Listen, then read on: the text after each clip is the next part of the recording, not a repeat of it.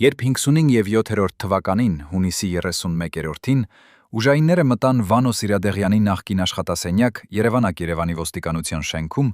նրանք գտան ինչ-որ բան, ինչը չպետք է գոյություն ունենար։ Մի թղթապանակ, առանց գրիֆի, առանց որևէ պաշտոնական կնիքի, բայց լի նշումներով ձեռագրով։ Անունների ցուցակ, ամսաթվեր, հասցեներ, եւ ամենասարսափելին՝ նշումներ, կատարված, հետաձգված, երկրորդ փորձ։ Այս փաստաթղթերը այնքան գաղտնի էին, որ նույնիսկ ներքին գործերի նախարարության ղեկավար աշխատակիցները չգիտեին դրանց մասին։ Բայց անմիջապես 31-րդից հետո, երբ Սիրադեղյանը հեռացավ իր պաշտոնից, այս ապացույցները անհետացան առանց որևէ հետքի։ Ով վերցրեց դրանք։ Եվ ամենակարևորը, ինչ էր թաքցնում այս ցուցակը։ Երևանի 90-ականների գիշերներն ու առավոտները։ Ժամանակ, երբ քաղաքի յուրաքանչյուր անկյունում կարող էր լսվել ավտոմատիկ կրակոցների հեկեկոցը, երբ ոստիկանական նիվաները մետաղյա շողշողով անցնում էին մութ փողոցներով, երբ մարդիկ վախենում էին բացել դռները լսելով զանգակը։ Բայց ով կարգավորում էր այս քաոսը։ Ով ուներ իրական իշխանությունը այս արյունոտ շախմատաֆի վրա։ Վանո Սիրադեղյանը, Երևանի քաղաքապետը, ոստիկանության պետը, մարդը, որին ոմանք կոչում էին քաղաքի փրկիչ, իսկ ուրիշները գանգստերական պետության հիմնադիրը։ Երբ նա ստանձնեց իշխանությունը 58-րդ թվականին, Երևանը տառապում էր բանդիտիզմից եւ անարխիայից։ Երբ նա հեռացավ 31-րդին, քաղաքում կայուն էր գործում համակարգ, որտեղ իրավունքը եւ ոճիրը հաճախ դառնում էին անտարբերելի։ Պատկերացվեք կենցաղային պատկերը։ Վանոյի գրասենյակը, երկրորդ հարկի վերջում, հարազատ պատի հետևում, որտեղ հանգում էին քաղաքի բոլոր տեղեկատվական թելերը։ Խոշոր սեղան, կանաչ լամպով, որի լույսի տակ ամեն գիշեր բացվում էին հաշվետվություններ, բերված միջին կարգի օպերատիվ աշխատողների կողմից։ Այս սենյակի պատերը տեսել են այնպիսի խոսակցություններ, որոնց մասին պետական արխիվները երբեք չպիտի պատմեն։ Այստեղ տեղի են ունեցել որոշումներ, որոնք փոխել են տասնյակ ընտանիքների ճակատագիրը, երբեմն փրկելով կյանքեր, երբեմն ընդհատելով դրանք։ Այն մարդկանցից, ովքեր մտնում էին այս դռնից, ոմանք դուրս էին գալիս ազատությամբ, ոմանք էլ երբեք չէին վերադառնում։ Բայց ով էր իրականում Վանո Սիրադեղյանը։ Նա սկզբնապես աշխատում էր ինժեներ, հետո ստացավ իրավաբանական կրթություն եւ անցավ աշխատանքի Երևանի ոստիկանության համակարգ։ Բայց հետո մի բան փոխվեց։ Խորհրդային պետության փլուզումը, անկախության առաջին տարիները, այդ ամբողջը ստեղծեց վակուում, որտեղ ուժեղ անհատականություններ կարող էին բարձրանալ հեղափոխական արագությամբ։ Վանոն դարձավ այն մարդը, ով հասկացավ մի պարզ ճշմարտություն. 90-ականների Հայաստանում իշխանությունը պատկանում էր ոչ թե նրան, ով ուներ պաշտոն, այլ նրան, ով վերահսկում էր փողոցները։ Նրա համակարգը շինվեց բաղադրիչներից, որոնք չեն ենթարկվում դատարանի վիճակագրությանը։ Այս էր ոստիկանական իշխանությունը, զինված մարդկանցով, ովքեր ունեին իրավունք օգտագործել ուժ դուրս օրենքի գրված սահմաններից։ Այս էր կապերի համակարգը, քաղաքի ընդերքում, բիզնես հասարակությունում, քաղաքական էլիտայում։ Եվ այս էլ վախը, առավել ուժեղ զենքը, որը տիրապետում էր ամբողջ քաղաքին։ Մարդիկ գիտեին, եթե անունդ հայտնվի այն ցուցակում, քո կյանքը կախված է մեկից՝ Վանոյի որոշումից։ 59 և 8-րդ թվականից մինչև 37-րդը այս ժամանակահատվածում Վանոն վերակառուցեց Երևանի իշխանական համակարգը։ Նա ստեղծեց հատուկ ծառայություն, ով պետք է հետևեր քաղաքացիական հասարակության համար անտեսանելի թիրախներին։ Այդ թիրախները ինչ էին արել։ Ոմանք էին բանդիտներ, ովքեր սպառնում էին քաղաքացիական անվտանգությանը։ Ուրիշներ էին բիզնեսմեններ, ովքեր հրաժարվում էին համագործակցել Վանոյի մարդկանց հետ։ Եվ կային նաև քաղաքական մրցակիցներ, այն մարդիկ, ովքեր համարձակվում էին մտածել բարձր, համարձակվում էին մրցել իշխանության համար։ Դուք մտածեք այդ մարդկանց մասին։ Ամեն մեկն ուներ ընտանիք, երազներ, ապագայի պլաններ։ Եվ հանկարծ նրանց անունը հայտնվում էր մի թերթիկի վրա, Վանոյի գրասենյակում։ Ինչ էր կարող տեղի ունենալ։ Գիշերային այց։ Ավտոմեքենան, որը կանգնում էր տան մոտ առավոտյան 2-ին։ Հեռախոսազանգ, որից հետո մարդը անհետանում էր։ Եվ հարաբերականները սկսում էին թափառել ոստիկանությունից դատարան, դատարանից ոստիկանություն, փնտրելով պատասխաններ, որոնք երբեք չէին գալիս։ Բայց գոյություն ուներ նաև մեկ ուրիշ համակարգ, ավելի մութ, ավելի սարսափելի։ Կային մարդիկ, ում անհետացումը ոչ մեկ չէր գրանցում։ Դիակներ, որոնք չէին գտնվում, գործեր, որոնք երբեք չէին հասնում դատարան։ 90-ականների Երևանում գործում էր զուգահեռ արդարադատություն, որտեղ վճիռներ էին կայացվում առանց դատավորների եւ պատիժներ էին կատարվում առանց ապացույցների։ Վանոյի մարդիկ էին այս համակարգի կատարողները։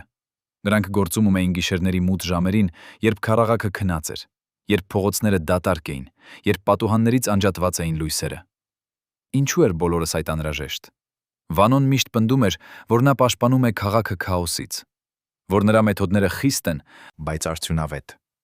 որ առանց այդ ուժի Երևանը կընկներ բանդիտական անարխիայի մեջ։ Եվ սա մասամբ ճիշտ էր։ 90-ականների սկզբին քաղաքը իրականում տառապում էր հանցավորության աճից, բայց որտեղ էր գիծը միջև կարգը եւ բռնատիրությունը, միջև արդարադատության եւ վրեժխնդրության։ Ով էր որոշում, թե ով արժանի է պաշտպանության եւ ով արժանի է պատժի։ Մի բանում անհերքելի էր։ Վանոն վերահսկում էր ամեն ինչ։ Նրա աչքերը տեսնում էին ամեն անկյունում, նրա ականջները լսում էին ամեն խոսակցություն, նրա ձեռքերը հասնում էին ամեն գրպան։ Բիզնեսը քաղաքում չէր կարող գոյություն ունենալ առանց նրա հաստատման։ Քաղաքական կարիերաները կարող էին ավարտվել մի նայվածքով։ Եվ հանցագործության ամենափոքր դեպքերն անգամ, թափառողի գողությունից մինչև խոշոր սպանություններ, բոլորը անցնում էին նրա սեղանի վրայով։ Դուք կարող եք պատկերացնել այդ իշխանությունը։ Դուք քնած եք ձեր տանը, երևի անվտանգ զգում եք, երևի մտածում եք ապագայի մասին, բայց ինչ որտեղ քաղաքի մյուս ծայրում, մի մութ գրասենյակում, մի մարդ կկարդի հաշվետվություն ձեր մասին։ Նա կունենա տեղեկություններ, որոնց մասին դուք չեք կասկածում։ Նա կիմանա ում հետ եք հանդիպել, ինչ եք խոսել, ինչ եք մտածում, եւ հանկարծ նա կկայացնի որոշում, եւ այս որոշումը կփոխի ձեր կյանքը, հավիտյան։ Ինչպես Վանոն ստեղծեց այդ համակարգը։ Ինչպես մի մարդ կարողացավ կենտրոնացնել այդքան իշխանություն իր ձեռքերում։ Պատասխանը ընկած է 90-ականների վաղ տարիների քաոսում։ Երբ խորհրդային հին համակարգը փլուզվեց, երբ նոր պետությունը դեռ չէր ձևավորվել, այդ վակուումում այն մարդիկ, ովքեր համարձակվեցին վերցնել իշխանությունը, դարձան նոր տերերը։ Վանոն հասկացավ, որ ով վերահսկում է զինված ուժերը, ով վերահսկում է օպերատիվ տեղեկատվությունը եւ ով վերահսկում է փողերի հոսքերը, նա վերահսկում է ամեն ինչ։ Նրա մարդիկ էին հավատարիմ եւ վախեցող միաժամանակ։ Նրանք գիտեին, որ ծառայելը Վանոյին նշանակում է ունենալ իշխանություն եւ փող։ Բայց նրանք նույնպես գիտեին, որ դավաճանությունը նշանակում է վախեցուցիչ վերջ։ Այդպես էր Վանոն ստեղծում իր բանակը։ Մարդիկ, ովքեր հավատարիմ մնացին ոչ թե սիրուց, այլ վախից եւ շահադիտությունից։ Հավատարմությունը գնվում էր արտոնություններով եւ պաշտպանվածությամբ։ Դավաճանությունն էր պատժվում օրինակելի խստությամբ։ Ինչպես գործում էր դա պրակտիկայում։ Վանոն ուներ մարդիկ ոստիկանության բոլոր ստորաբաժանումներում։ Նրանք հաշվետվում էին ուղղակիորեն նրան, անցնելով պաշտոնական հիերարխիան։ Երբ տեղի էր ունենում ինչ-որ միջադեպ, սպանություն, ավազակություն, ծեծկրտուկ, առաջին հաշվետվությունը հասնում էր Վանոյին, եւ նա ինքը որոշում էր, թե ինչպես կզարգանա այդ գործը։ Ուրեմն ինչ-որ դեպքեր էին հասնում լուրեր, հրապարակայնության, ինչ-որ գործեր էին դառնում հսկայական քննություններ, բայց ուրիշ դեպքերը անհետանում էին չգրանցված գործապանակներում, հետք չթողնելով։ Արդյոք դա բացատրում է, թե ինչու էին որոշ սպանություններ չլուծվում 90-ականներին։ Արդյոք դա ններին։ Արդյոք դա պատասխանում է հարցին, ինչու ոմանց սպանիչները գտնվում էին շատ արագ, իսկ ուրիշների գործերը մնում էին բաց տասնամյակներ շարունակ։ Եվ ամենաանհանգստացնող հարցը, ինչու որոշ մարդիկ, ում սպանությունները պաշտոնապես գրանցվեցին որպես անհայտ հանցագործների գործ, իրականում ունեին հստակ պատճառներ գտնվել Վանոյի ցուցակում։ Հիմա նայեք այս մարդուն։ Վանո Սիրադեղյանը 10 տարի անց։ Նա արդեն չէ քաղաքապետը, չէ ոստիկանության պետը։ Նա ապրում է ինքնավար տարածքում, որտեղ նրան չեն կարող հասնել իրավապահները, բայց հարցերը չեն հանգչել։ Արխիվները պահպանում են փաստաթղթեր, վկաները հիշում են պատմություններ, եւ մարդիկ շարունակում են հարցնել, ինչպիսին էր իրականում Վանոյի վարման եղանակը։ Քանի մարդ մեռավ այդ թվականների ընթացքում, քանիսի սպանությունները կարող էին բացատրվել նրա որոշումներով, եւ ամենակարևորը, ինչու այդ ամենը դեռևս մնում է թաքնված։ Պատկերացրեք 10 վերջին մարդուն, որին դուք վստահում եք ամբողջովին։ Ձեր ընտանիքը, ձեր ընկերները, ձեր գործընկերները։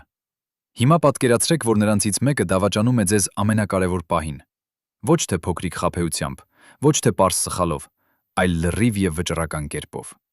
Նա գիտի ձեր բոլոր գաղտնիքները, ձեր բոլոր թույլ կողմերը, ձեր բոլոր վախերը։ Եվ նա օգտագործում է այս գիտելիքները ձեր դեմ, ոչ միայն դուրս մղելու համար ձեզ իշխանությունից, այլ ոչնչացնելու համար ձեր բոլոր աշխատանքը, ձեր բոլոր կառուցածը, ձեր բոլոր նվաճումները։ Վանո Սիրադեղյանի պատմությունը լի է դավաճանությունների։ բայց մի դավաճանություն էր ավելի ցավոտ, ավելի անակնկալ, ավելի աղետալի։ 37-րդ թվականին, երբ նա էր իր իշխանության գագաթնակետում, երբ նա վերահսկում էր քաղաքը ամբողջությամբ, երբ նա թվում էր անխախտ, հանկարծ նրա ամենամոտ շրջապատից մեկը դարձավ նրա ամենամեծ թշնամին։ Այս մարդը ուներ մուտք Վանոյի բոլոր նախագծերին, բոլոր գործարքներին, բոլոր գաղտնի խոսակցություններին։ Նա էր այն ոստիկանական պաշտոնյան, ով 10 տարի աշխատեց Վանոյի քողի տակ։ Նա էր այն մարդը, ով իրականացնում էր ամենազգայուն գործառույթները։ Նա էր այն մարդը, ում Վանոն տալիս էր ամենաբարդ հանձնարարականները։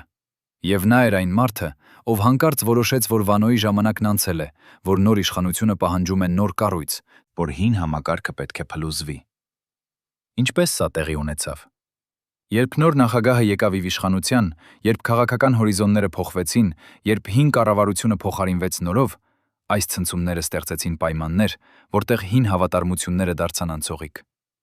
Մարդիկ, ովքեր պաշտպանվել էին Վանոյի կողմից, հանկարծ հասկացան, որ նոր իշխանությունը ավելի ուժեղ է, եւ նրանցից ամենախելացիները սկսեցին փնտրել ճանապարհներ, պահպանելու իրենց դիրքերը նոր համակարգում։ Այն մարդը, ում մենք կանվանենք պարզապես օպերատիվը, հասկացավ, որ եթե նա մնա հավատարիմ Վանոյին, նա կանհետանա հին իշխանության հետ միասին։ Բայց եթե նա դառնա տեղեկատվության աղբյուր նոր իշխանության համար, նա կարող էր ոչ միայն պահպանել իր պաշտոնը, այլև բարձրանալ ավելի վեր։ Եվ այդպես նա սկսեց դավաճանել։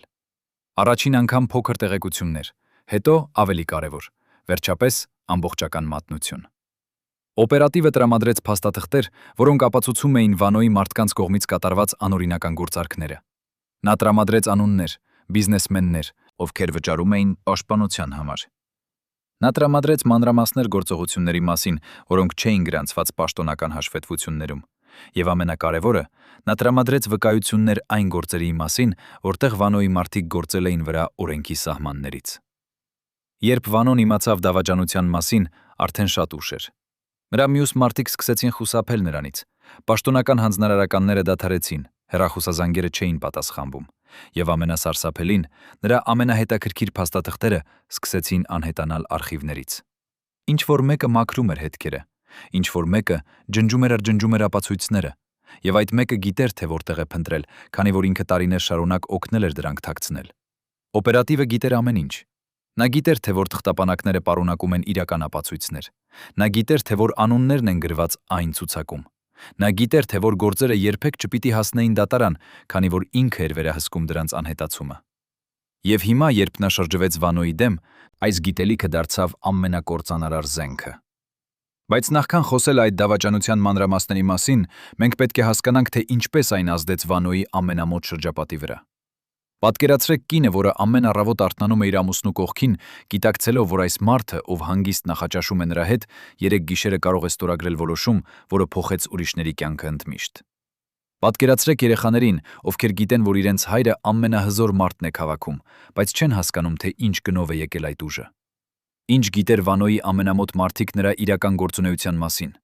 Արդյոք նրանք քնում էին հանգիստ, թե գիշերները լսում էին հեռախոսազանգերը, որոնք չէին դադարում, դիտում էին ամուսնուն եւ հորը, ով դուրս էր գալիս կեսգիշերին առանց բացատրության, եւ վերադառնում առավոտյան դատարկ հայացքով։ Վանոյի տունը Երևանում չէր սովորական ընտանեկան բնակարանը։ Մշտապես գործող պահակները դռան մոտ։ Հաստատուն հոսք այցելուների, ում դեմքերը հիշեցնում էին ավելի մութ դրուագների հերոսներին, քան պարզ ոստիկանական աշխատողների։ Հեռախոսներ, որոնք գործում էին գծերով, հատուկ համարներով, անմիջական կապերով այնպիսի տեղերի հետ, որտեղ սովորական մարդիկ երբեք չէին լսել։ Եվ ամենակարևորը՝ լռությունը։ Այն լռությունը, որը թագավարում էր ընտանեկան սեղանի շուրջը, երբ հայրը վերադառնում էր աշխատանքից։ Ոչ ոք չէր հարցնում, թե որտեղ էր նա։ Ոչ ոք չէր հարցնում, թե ինչ էր տեղի ունեցել։ Քանի որ բոլորը գիտեին, որոշ հարցերի պատասխանները ավելի լավ է չլսել։ Նրա կինը, ով 30 տարի ապրեց այս մարդու կողքին, երբևէ չտվեց հեծհարցազրույց։ Նա պահպանեց լռություն ամբողջ տարիների ընթացքում, երբ լրագրողները փորձում էին հասնել նրան, երբ քաղաքական թշնամիները փորձում էին գտնել թույլ կողմը Վանոյի անձնական կյանքում։ Բայց մի բան հայտնի է նրա ամենամոտ ընկերուհիներից մեկի վկայությունից։ Մի անգամ, երբ դեռ Վանոն էր իշխանության գագաթին, նրա կինը խոստովանեց. «Ես գիշերները չեմ քնում», ասաց նա։ «Ես լսում եմ ամեն շարժում, ամեն ձայն։ Ես վախենում եմ, որ մի օր նա չի վերադառնա։ Ես վախենում եմ, որ մի օր նրանք կգան մեր տուն այնպես, ինչպես նա ուղարկեց իր մարդկանց ուրիշների տներ։ Այս խոստովանությունը բացահայտում է ամենավախեցնող իրականությունը իշխանության կյանքի մասին։ Նույնիսկ այն մարդիկ, ովքեր գործում են բռնությամբ, ովքեր տիրապետում են վախով, ինքներս ապրում են մշտական սարսափի մեջ։ Քանի որ նրանք գիտեն, ով հասնում է իշխանության բռնությամբ, կարող է կորցնել այն նույն ճանապարհով։ Վանոն չէր քայլում քաղաքի փողոցներով առանց պահակների։ Նա չէր հանդիպում անծանոթ մարդկանց առանց նախապատրաստման։ Նա չէր ուտում ուրիշների տներում առանց իր սեփական շեֆ խոհարարի պատրաստած կերակուր։ Սա չէր պարզ նախազգուշություն, սա էր ապրելակերպ։ Եվ հիմա 37-րդ թվականին, երբ օպերատիվը դավաճանեց նրան, երբ առաջին հատվածները տեղեկատվության սկսեցին հասնել նոր իշխանությանը, Վանոյի ընտանիքը զգաց, որ հիմքը տատանվում է իրենց ոտքերի տակ։ Զանգերը տանը դարձան ավելի քիչ, այցելուների թիվը նվազեց, նույնիսկ հավատարիմ մարդիկ սկսեցին գտնել պատճառներ չգալու հանդիպումների։ Եվ Վանոն, ով միշտ վերահսկել էր ամեն ինչը, հանկարծ զգաց, որ վերահսկողությունը սողում է նրա ձեռքերից։ Ինչու պատմում ենք այս մանրամասները։ Քանի որ պատմությունը Վանո Սիրադեղյանի մասին չէ պարզապես քաղաքական թրիլեր։ Սա պատմություն է մարդու մասին, ով ընտրեց ճանապարհ, որը տարավ նրան դեպի բացարձակ իշխանություն, բայց նաև դեպի բացարձակ մեկուսացում։ Նա ստեղծեց համակարգ, որտեղ բոլորը վախենում էին նրանից, բայց արդյունքում ինքը էր վախենում բոլորից։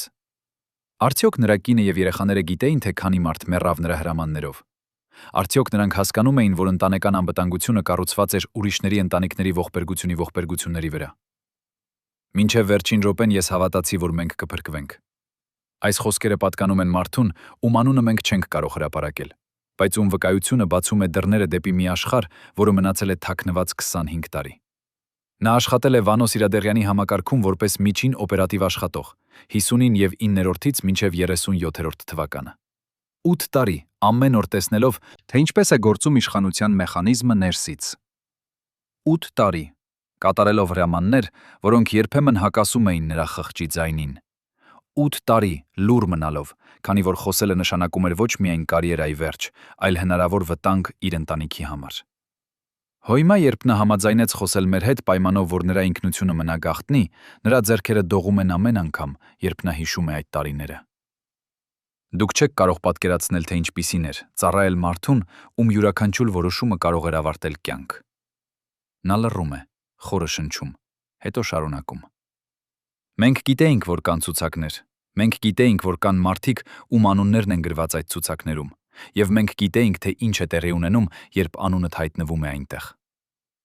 Ինչպես ապրում էին այդ մարդիկ, Վանոյի ամենակարճ շրջապատից դուրս, բայց դեռ համակարգի մաս։ Նրանք գիշերները գնում էին տուն իրենց ընտանիքների մոտ, գիտակցելով, որ այդ օրը նրանք արել են բաներ, որոնց մասին երբեք չեն կարող պատմել իրենց կանանց, իրենց երեխաներին։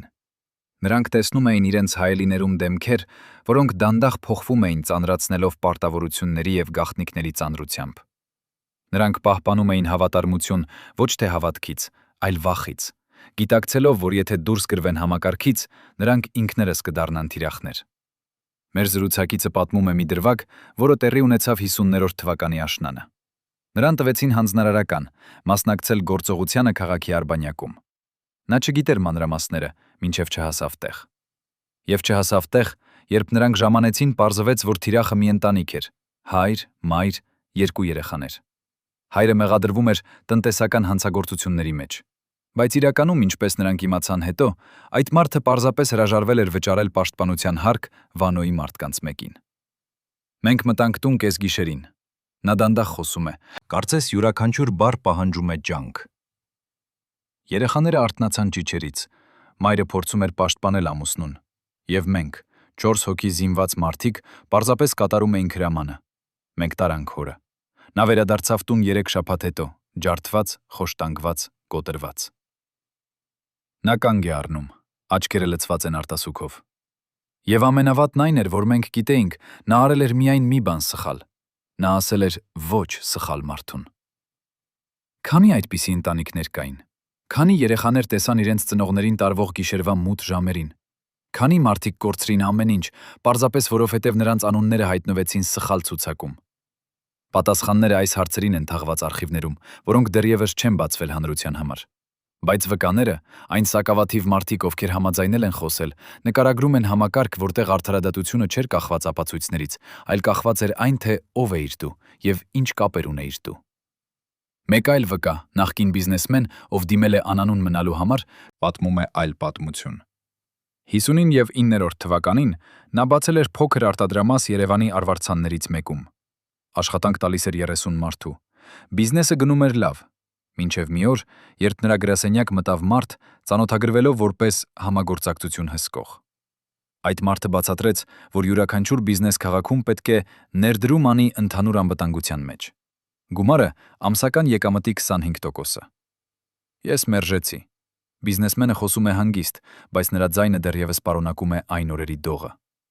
Ես ասացի, որ ես վճարում եմ իմ հարկերը պետությանը եւ չեմ պարտական վճարել ուրիշ ոչ մեկին։ Նա ինձ նայեց, ժպտաց, ցույց տվեց եւ հեռացավ։ 2 օր հետո իմ արտադրամասը այրվեց հիմնովին։ Հրշեջները եկան ուշ։ Ոստիկանությունը չգտավ որևէ մեղավոր, եւ ես հասկացա ուղերձը։ Նա հապաղում է, հետո ավելացնում. Ես վերադարձրի բիզնեսը տարի անց, վճարելով այն, ինչ նրանք պահանջում էին։ Ես չունեի ընտրություն։ Այս պատմությունները չեն պատմում մեծամասշտաբ քաղաքական դավադրությունների մասին։ Այս պատմությունները չեն պատմում գլոբալ ֆինանսական սխեմաների մասին։ Այս պատմությունները պատմում են սովորական մարդկանց մասին, ովքեր պարզապես փորձում էին ապրել իրենց կյանքը, բայց հայտնվեցին համակարգում, որտեղ նույնիսկ ամենափոքր անկախախության փորձը կարող էր հանգեցնել աղետի։ Դա էր Վանո Սիրադեղյանի քաղաքը։ Քաղաք, որտեղ կարգը պահպանվում էր վախով, որտեղ անվտանգությունը ապուգությունը ապահովում էր ստրկացումով, որտեղ հանգիստը պահպանվում էր անընդհատ հսկողությամբ։ Մենք հարցրինք առաջին վկային. արդյոք նա երբևէ փորձել է հակադրվել։ Նրա պատասխանը պարզ էր. Ես տեսա, թե ինչ է պատահում նրանց, ովքեր հակադրվում են։ Ես տեսա մարդկանց, ովքեր անհետանում էին։ Ես տեսա ընտանիքներ, որոնք կորցնում էին ամեն ինչ։ Եվ ես ունեի երեխաներ, որոնք կախված էին ինձնից։ Դա դավաճանություն է, թե պարզապես ցանկություն պաշտպանել քո սիրելիներին։ Արդյոք այս համակարգը էր Վանոյի անձնական ստեղծագործությունը, թե նա պարզապես կառավարում էր ավելի լայն մեխանիզմը։ Արդյոք նա իրականում իմանում էր յուրաքանչյուր հանցագործության մասին, յուրաքանչյուր շորթման, յուրաքանչյուր սպառնալիքի մասին։ Թե նա ստեղծել էր համակարգ, որը սկսեց ապրել իր սեփական կյանքով, դառնալով հրեշ, որը ավելի արդեն հնարավոր չէր վերահսկել։ Այս հարցերը մնում են բաց, քանի որ Վանոն ինքը երբեք չի տվել մանրամասն պատասխաններ։ Բայց վկաները, մարդիկ, ովքեր ապրել են այդ համակարգում, հիշում են մի բան պարզ։ Այն մարդիկ, ովքեր ունեին Վանոյի պաշտպանությունը, էին անխոցելի։ Եվ նրանք, ովքեր չունեին, էին խոցելի ամեն գնալիք վտանգի համար։ 36-րդ թվականի ձմեռը Վանո Սիրադեղյանը սկսեց փոխվել։ Այն մարդիկ, ովքեր տեսնում էին նրան ամեն օր, նկատեցին փոփոխություններ նրա վարքագծում։ Նա դարձավ ավելի փակ, ավելի կասկածամիտ, ավելի անհանգիստ։ Հանդիպումները, որոնք կայանում էին նրա գրասենյակում, դարձան ավելի կարճ եւ ավելի լարված։ Նա սկսեց փոխել իր ընթացքի երթուղիները ամեն օր։ Նա պահանջեց, որ բոլոր սենյակները, որտեղ նա մտնում էր, ստուգվեին նախապես հատուկ թիմի կողմից։ Նա դադարեց վստահել մարդկանց, որոնց վստահել էր տարիներ շարունակ։ Այս փոփոխությունները չէին պարզապես տարիքի կամ հոգնածության արդյունք։ Սա էր ավելի խորը բանի նշան։ Վանոն սկսում էր զգալ, որ նրա վերահսկողությունը սողում է, որ նրա մարդիկ արդեն ոչ այնքան հավատարիմ են, ինչպես առաջ, որ նրա թշնամիներն արդեն ոչ այնքան վախեցած են, ինչպես առաջ։ Եվ ամենակարևորը, նա սկսեց կասկածել, որ մեկն իր ամենամոտ շրջապատից նրան դավաճանում է։ Այդ կասկածները չէին անհիմն։ 36-րդ թվականի հունվարից սկսած տեղեկատվություն սկսել էր արտահոսվել Վանոյի գրասենյակից։ Քաղաքական մրցակիցները հանկարծ իմանում էին մանրամասներ այն մասին, ինչ է քննարկվել փակ հանդիպումներում։ Բիզնեսմենները, ում Վանոն պլանավորում էր այցելել, ստանում էին նախազգուշացումներ եւ հասցնում էին թաքցնել իրենց ակտիվները։ Օպերատիվ գործողությունները, որոնք պետք է լինեին անակնկալ, հանկարծ հանդիպում էին դատարկ տներ եւ թախած թիրախներ։ Ո՞վ էր տեղեկատվության աղբյուրը։ Վանոն սկսեց իր սեփական ներքին հետաքննությունը։ Նա ստեղծեց փոքր թիմ իր ամենահավատարիմ մարդկանցից, հետևելու մյուսների գործողություններին։ Հեռախոսային գծեր էին ստուգվում, անձնական հաշիվներ էին հսկվում, խոսակցություններն էին գրանցվում։ Վանոն վերածվեց հետաքննչի, փնտրելով արատավորին իր սեփական տանը։ Բայց այդ փնտրտուքները իրականում բարդացրին իրավիճակը,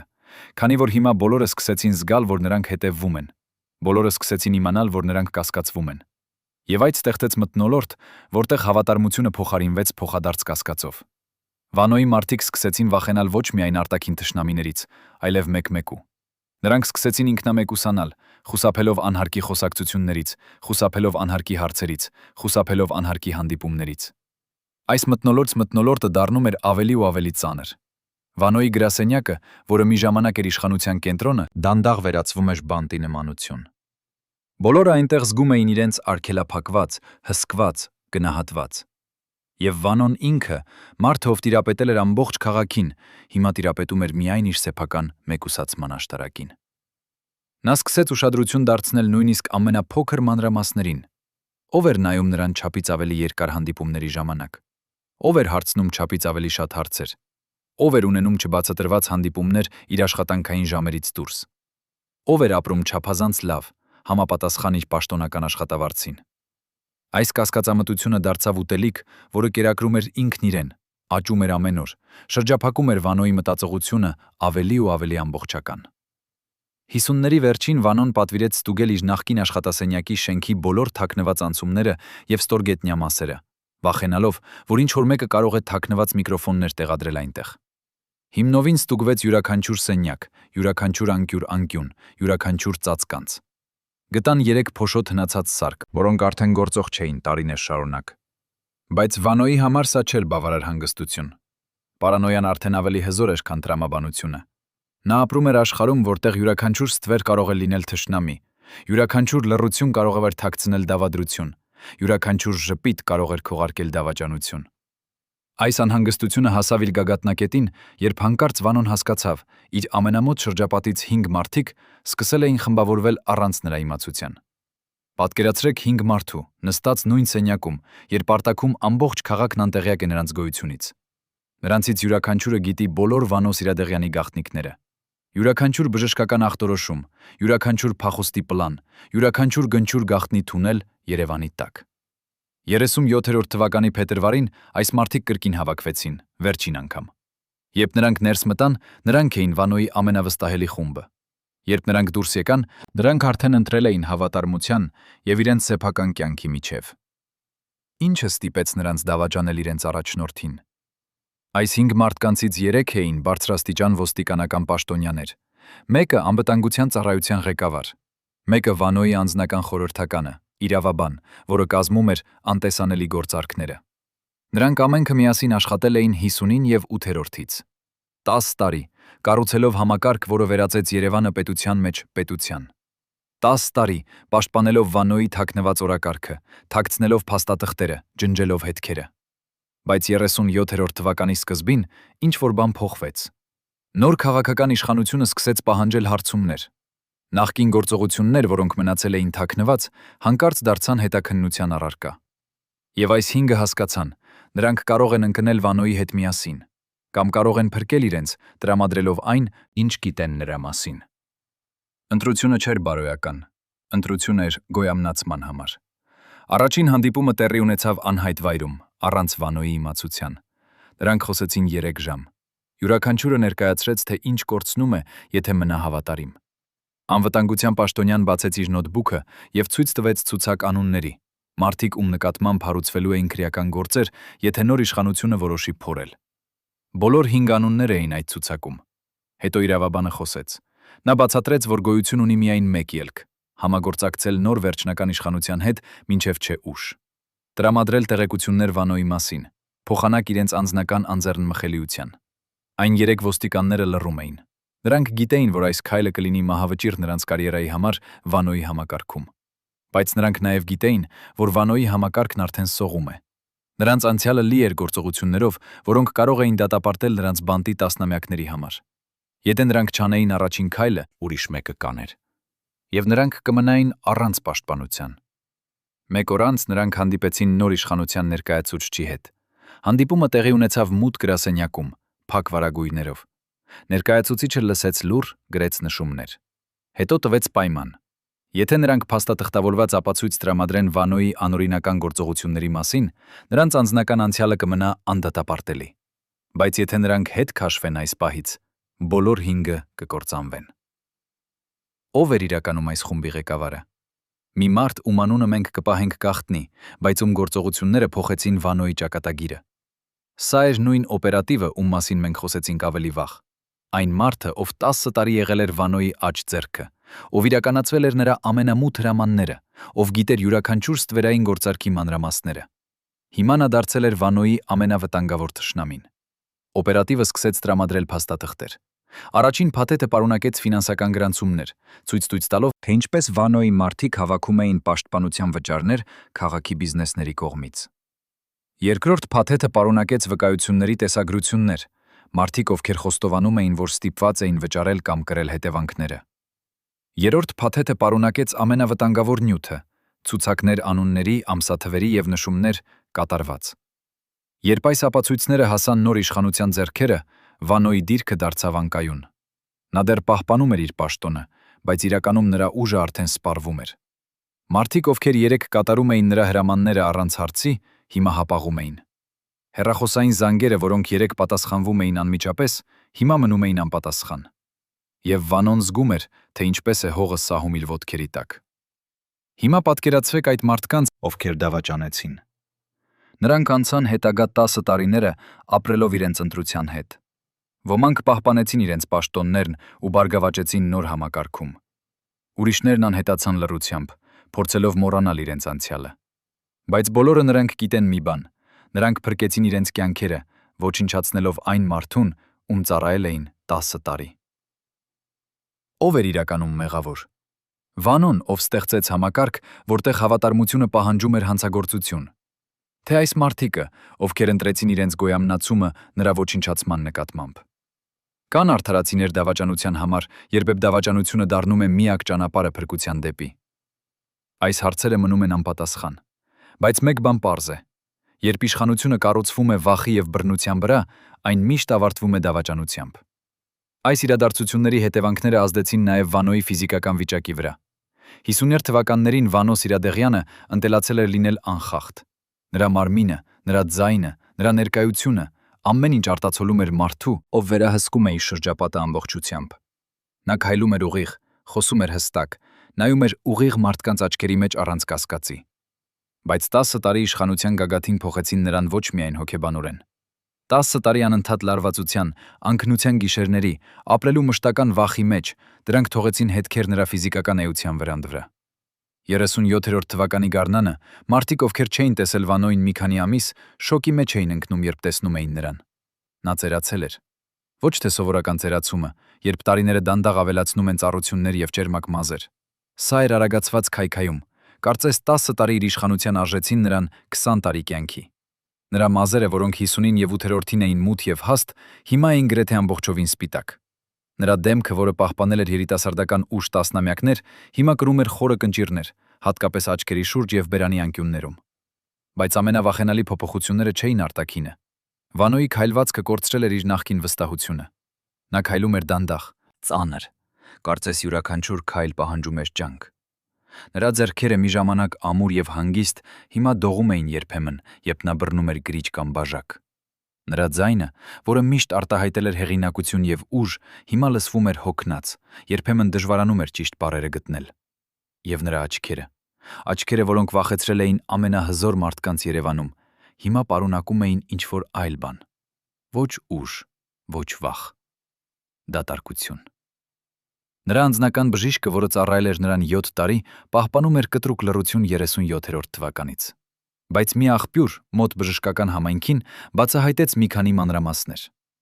Վանոն տառապում էր բարձր ճնշման հարցերից, սկսած 50-ին և 4-ից։ Նա ստիպված էր ընդունել դեղորայք ամեն օր, պահպանելու իր սրտի աշխատանքը կանոնավոր։ Բայց 36-րդ թվականի աշնանից սկսած, դեղերի դոզան բարձրացել էր 2 անգամ։ Նրա մարմինը դիմանում էր լարվածությանը ավելի վատ։ Գիշերները նա քնում էր քիչ, երբեմն միայն 2 կամ 3 ժամ։ Նա արթնանում էր կեսգիշերին, քրտնած, շնչակտուր, սիրտը զարկում էր անկանոն ռիթմով։ Բժիշկը նրան խորհուրդ տվեց հանգստանալ, արձակուրդ վերցնել, կրճատել աշխատանքի ինտենսիվությունը։ Բայց Վանոն հրաժարվեց։ Նա գիտեր, որ եթե նա ցույց տա թուլություն, եթե նա հեռանա պաշտոնից նույնիսկ կարճ ժամանակով, նրա թշնամիները կօգտվեն հնարավորությունից։ Եվ այդպես նա շարունակեց աշխատել, մինչև նրա մարմինը աղաչում էր թողնել հանգստի։ Վանոյի կինը տեսավ այս քայքայումը ամենամոտից։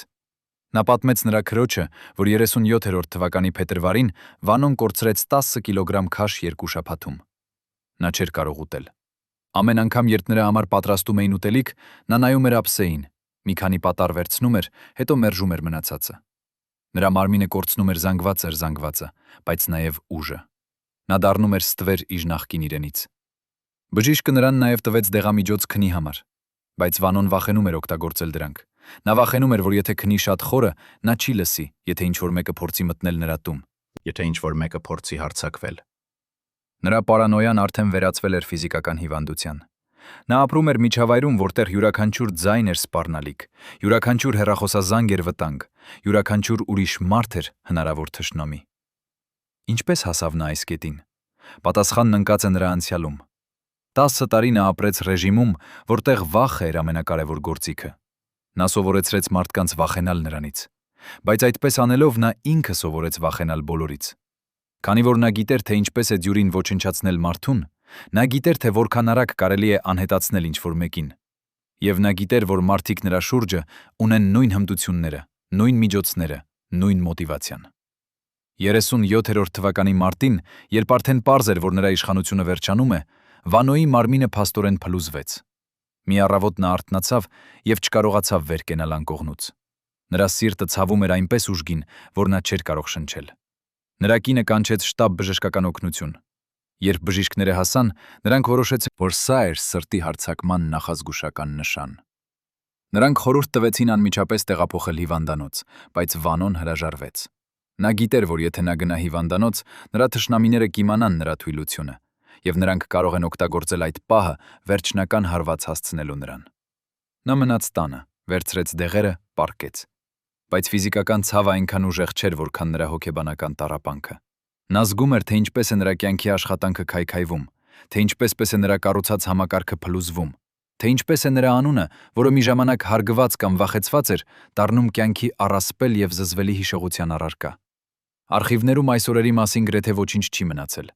37-րդ թվականի մարտից հետո, երբ Վանոն պաշտոնապես հեռացավ քաղաքապետի պաշտոնից, մեծ մասը նրա անձնական փաստաթղթերը անհետացան, նրա բժշկական գրանցումները անհետացան, նրա աշխատանքային հաշվետվությունները անհետացան, նրա ընտանեկան փոստը անհետացան։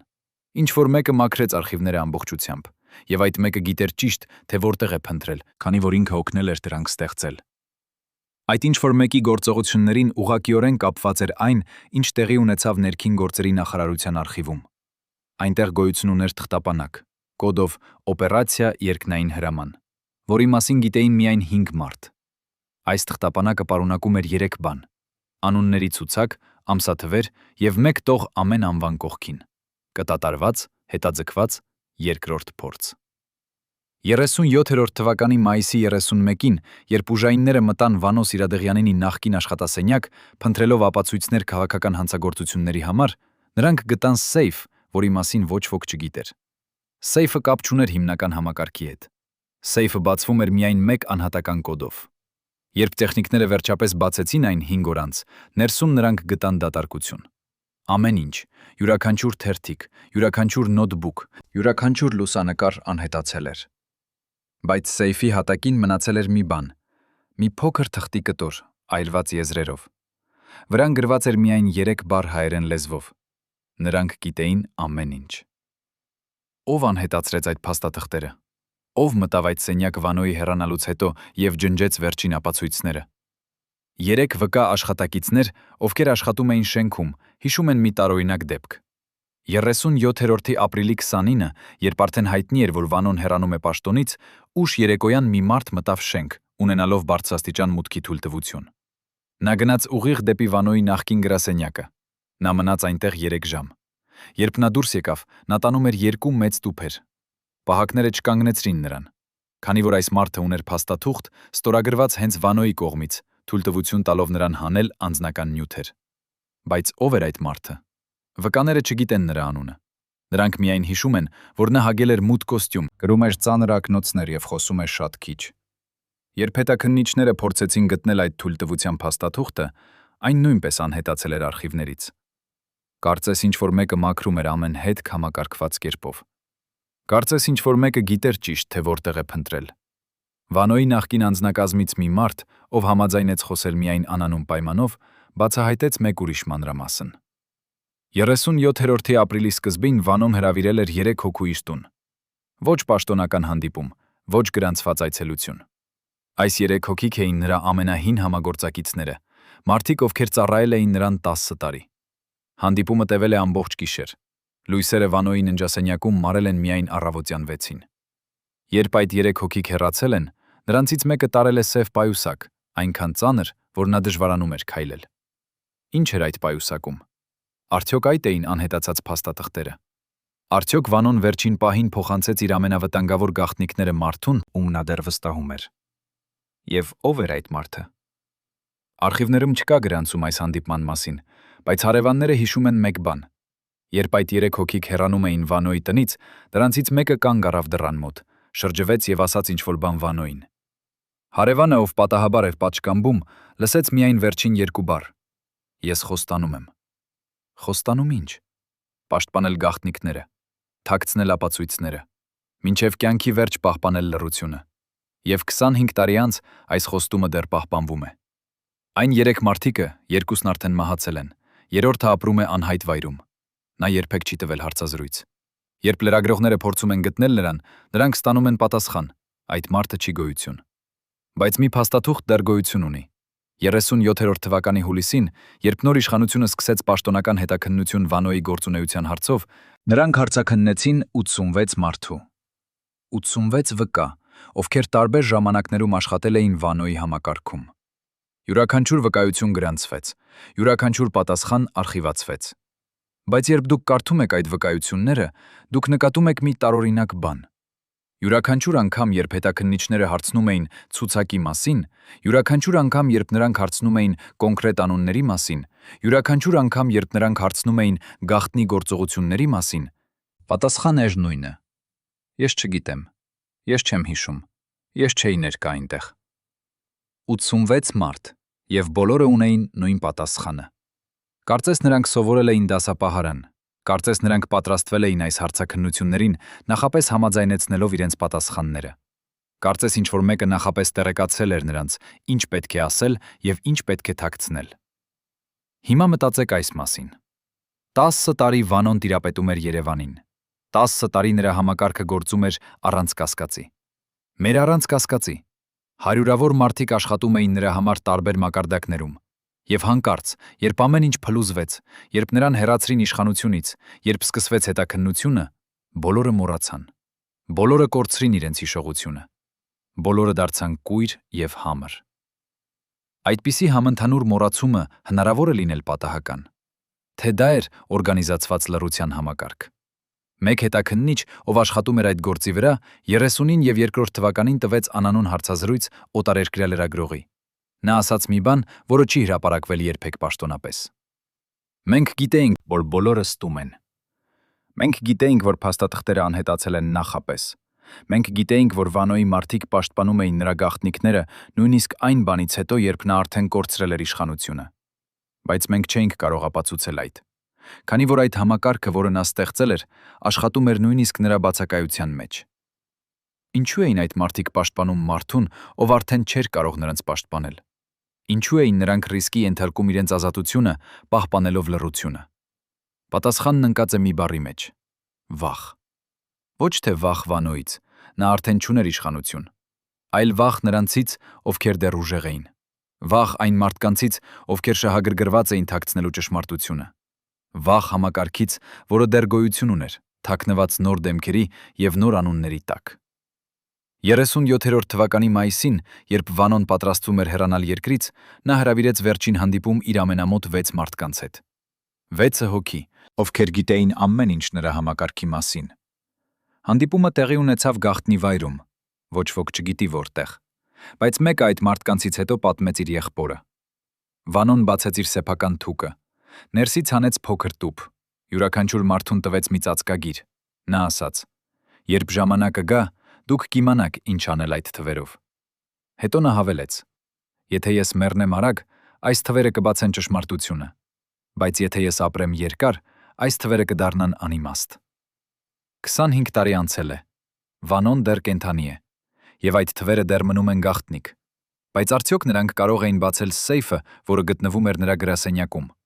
Արդյոք այդ սեյֆում էին այն փաստաթղթերը, որոնց մասին բոլորը խոսում են, բայց ոչ ոք չի տեսել։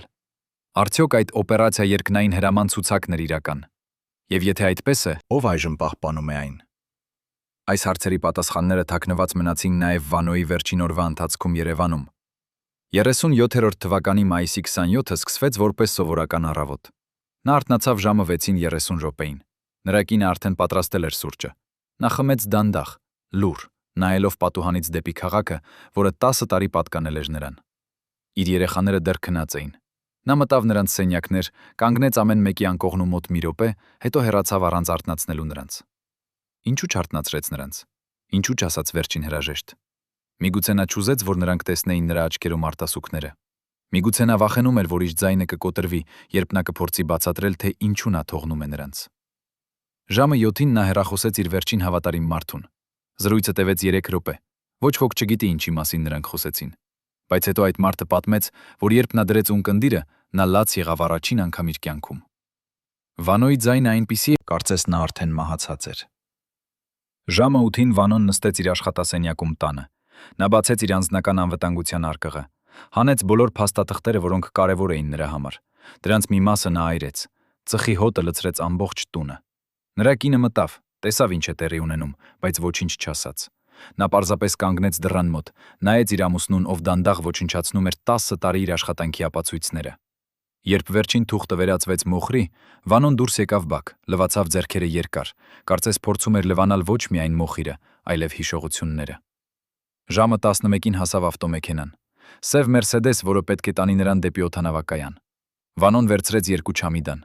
Ամեն ինչ նա տարավ իր նախկին կյանքից։ Մնացած ամեն ինչը մնաց այստեղ, Երևանում։ Տունը, գույքը, հիշողությունները, իշխանությունը։ Երբ նա նստեց ավտոմեքենա, նրա կինը կանգնեց դուռը։ Նրանք նայեցին մեկ-մեկու աչքերի մեջ երկար։ Նա ոչինչ չասաց։ Նա պարզապես գլուխ շարժեց։ Հետո ավտոմեքենան հեռացավ։ Վանոն չնայեց ետ։ Նա նստեց հետևի նստատեղին, փակեց աչքերը։ Վարորդը, մարդը, ով 10 տարի ծառայել էր նրան, փորձեց խոսել։ Պարոն Սիրադեղյան, արդյոք։ Բայց Վանոն խափանեց նրան։ Մի խոսիր, պարզապես վարիր։ Եվ նրանք շարունակեցին ճանապարհը լռությամբ։ Ավտոմեքենան անցնում էր Երևանի փողոցներով։ Փողոցներ, որոնք Վանոն գիտեր ամեն անկյունից։ Փողոցներ, որտեղ նրա անունը առաջացրել էր վախ կամ հարգանք 10 տարի։ Փողոցներ, որոնք տեսել էին նրա բարձրացումը եւ նրա անկումը։ Հիմա այդ փողոցները շարունակում էին ապրել առանց նրա։ Խանութները բացվում էին, մարդիկ քայլում էին իրենց աշխատանքների, երեխաները խաղում էին բակերում, կյանքը շարունակվում էր, անտարբեր այն մարդու հեռանալու նկատմամբ, ով մի ժամանակ համարվում էր անփոխարինելի։ Օդանավակայանում Վանոյին ընդունեցին հատուկ համակարգով։ Ոչ ընդհանուր գիծ, ոչ հանրային սպասասրահ։ Նրան տարան առանձին սենյակ, որտեղ նա սպասեց իր թռիչքին։ Մի անգամ դուրս եկավ դահլիճ։ Տեսավ ընդհանուր սպասասրահը, լի մարդկանցով։ Ոչ ոք չճանաչեց նրան, կամ եթե ճանաչեցին, ոչ ոք չտվեց տեսք։ 10 տարի առաջ, երբ նա մտներ այդ օդանավակայանը, բոլորը կշտապեին դեպի նրան։ Հիմա նա էր պարզապես մի ուրիշ մարդ, սպասում իր թռիչքին։ Ժամը 2:30 րոպեին հայտարարվեց նրա թռիչքը։ Վանոն կանգնեց, վերցրեց իր 2 փոքր չամիդանները, քայլեց դեպի ինքնաթիռը։ Աստիճաններն էին բարձր, նա բարձրանում էր դանդաղ։ Ամեն քայլ պահանջում էր ջանք, ոչ ֆիզիկական ջանք, հոգեբանական։ Ամեն քայլ հեռացնում էր նրան իր նախկին կյանքից։ Ամեն քայլ մոտեցնում էր նրան անհայտ ապագային։ Ամեն քայլ հաստատում էր, որ նա արդեն չէ այն մարդը, ով էր։ Ինքնաթիռը թռավ ժամը 3-ին։ Վանոն նստած էր պատուհանի կողքի նստատեղին։ Երբ ինքնաթիռը բարձրացավ, նա տեսավ Երևանը իր տակ։ Քաղաքը, որը 10 տարի էր նրա։ Քաղաքը, որտեղ նրա անունը արձանագրված էր յուրաքանչյուր փողոցի հիշողության մեջ։ Քաղաքը, որը հիմա շարունակում էր առանց նրա։ Ամպերը ծածկեցին տեսարանը, եւ Երևանը անհետացավ։ Հետո 10 տարի անց լրագրողը հարցնում է նրան. Ինչ զգացիք այդ պահին, երբ դուք հեռանում էիք Երևանից վերջին անգամ։ Վանոն լռում է երկար, հետո պատասխանում է. Ես զգացի թեթևություն։ Վերջապես ես ազատ էի։ Բայց նրա աչքերը պատմում են այլ պատմություն։ Նրա աչքերը պատմում են կորստի մասին, ափսոսանքի, անկատարության զգացման։ Հիմա պատկերացրեք թեժ պահը։ 37-րդի մայիսից հետո, երբ Վանոն հեռացավ, Երևանը սկսեց ապրել նոր կյանքով։ Նոր քաղաքապետը եկավ իշխանության, խոստանալով մաքրել քաղաքը հին համակարգից։ Բայց տարօրինակ բան տեղի ունեցավ։ Այն մարդիկ, ովքեր ծառայել էին Վանոյին, չանհետացան։ Մի մարդ, ում մենք կարող ենք կոչել Շահառուն, հանկարծ սկսեց բարձրանալ։ 37-րդի հունիսին նա ստացավ բարձր պաշտոն ոստիկանության համակարգում։ 38-րդին նա դարձավ քաղաքի անվտանգության ծառայության փոխղեկավար։ 39-րդին նա վերահսկում էր ամբողջ քաղաքի օպերատիվ աշխատանքները։ Ինչպես մի մարդ, ով աշխատել էր Վանոյի համակարգում, կարողացավ բարձրանալ այդպիսի արագությամբ նոր իշխանության տակ։ Պատասխանը պարզ է։ Նա տիրապետում էր գիտելիքներին։ Նա գիտեր, թե ինչպես է աշխատում համակարգը։ Նա գիտեր, թե որտեղ են թաքնված արխիվները։ Նա գիտեր, թե ով ում է կապված։ Եվ ամենակարևորը, նա գիտեր, թե ինչպես պահպանել լռությունը այն մասին, ինչը պետք է մնա գաղտնիք։ Համակարգը փոխվեց միայն արտաքինից, բայց ներսից նույն մարդիկ, նույն մեթոդները, նույն գաղտնիքները։ Վանոն հեռացավ, բայց նրա ստեղծածը մնաց։